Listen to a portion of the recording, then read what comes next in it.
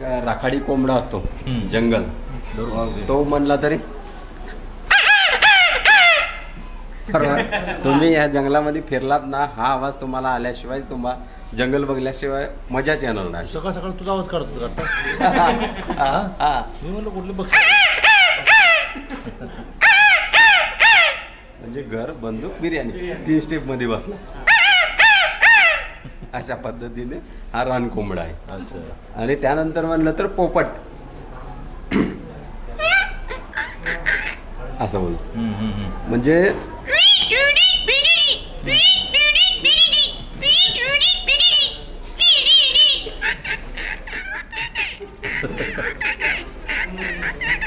अशा पद्धतीने पोपट बोलतो. किंवा कोंबडा म्हणलं तरी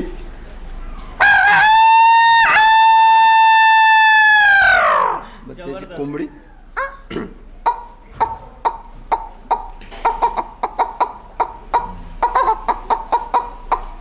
अशा पद्धतीने त्यांचा.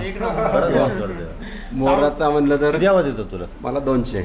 200? आणि पक्षी येतात माझ्याकडे ओरिजिनल. होय, तुझ्यावर जायला पाहिजे जंगलात. नक्कीच. माझ्याकडे चितळ येतात, हरिण येतात, किंवा सगळे प्राणी पक्षी माझ्याकडे येतात आवाज काढल्यावर. अच्छा. चितळ जरी ओरडलं ना,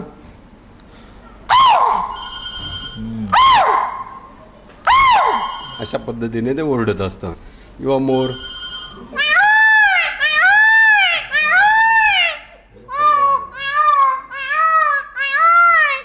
अशा पद्धतीने, किंवा कोकिळा.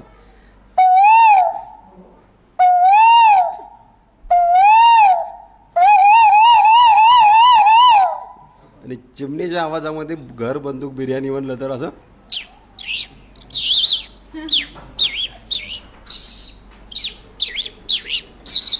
अशा पद्धतीने ती म्हणेल. घर बंदूक जाऊ तुला भारी आवाज काढतो. चिमण्या घर बंदूक म्हणायला लागलं मग अवघड व्हायचं. तर सगळ्यांनी नक्कीच 7 एप्रिलला घरबंदूक बिर्याणी हा चित्रपटगृहात जाऊन बघावा. कारण ट्रेलर बघितला का? बघितला ना, खूप आवडतो. मी सरांचा आणि तुमचा सगळ्यांचा फॅन आहे. मी किती दिवसापासून तुम्हाला फॉलो करतो आणि प्रत्येक आवाजांबद्दल किंवा निसर्गाबद्दल माझा एकच मेसेज असतो की सर जसे निसर्गाबद्दल काम करतात तसे तुम्ही पण निसर्गाबद्दल आणि त्यांना जागरूक करण्यासाठी आपण हे काम करूयात. आणि चांगल्या पद्धतीने निसर्ग वाचवला तर नक्की आपलं जीवन सुदृढ राहील. हाच माझा मेसेज मी इथं दररोज देत असतो. प्रत्येक आवाज, मच्छर म्हणलं तरी आवाज असतो माझ्याकडं.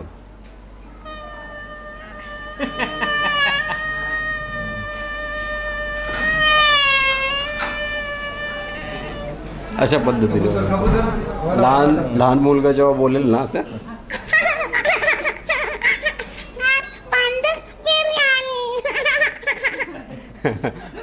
भारी कलाकार आहे. अशा पद्धतीने त्यांच्या. तुला कशी काय आवड लागली त्याची? हा, ही आवड कशी लागली तुला? घर बंदूक बिर्याणी 7 एप्रिलला थिएटरमध्ये बघा, असं लहान मुलाच्या आवाज. घर बंदूक बिर्याणी 7 एप्रिलला नक्की चित्रपटगृहात बघायला विसरू नका. अशा पद्धती.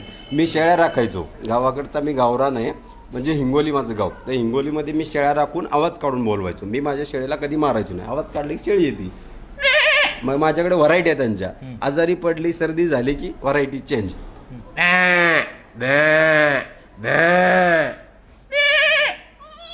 पिल्लू. आणि सगळ्यात जवळची मैत्रीण म्हणजे म्हैस. म्हशीच्या पाठीवर बसून तिला राखायला न्यायचं ते काम माझं. कारण चिखलानी पाय भरायचे ना माझे. मग आयडिया काय करायची, तिच्यात बसायचं, म्हणजे म्हशीला आवाज काढून बोलवायचं.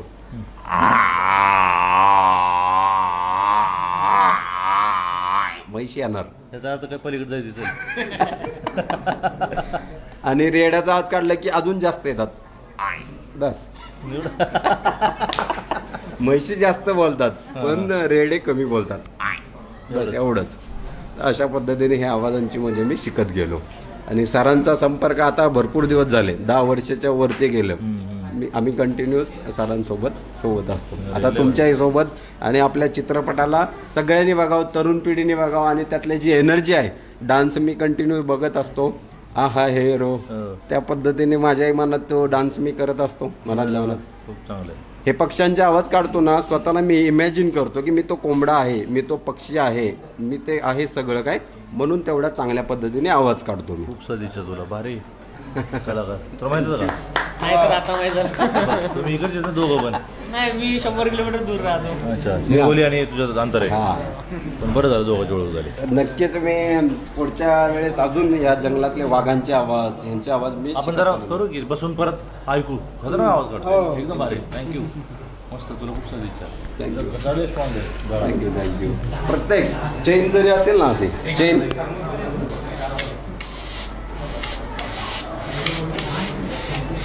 तुला नादच लागलं. साऊंड इफेक्ट म्हणून यांचा यूज करू शकता मूवीमध्ये एडिटिंगसाठी. छान छान.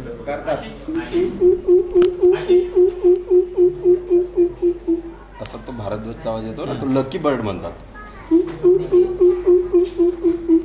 किंवा खंड्या म्हणजे ह्याच्यात बी ती स्टेप बनवू शकते घरबंदूक बिर्याणीची अशी.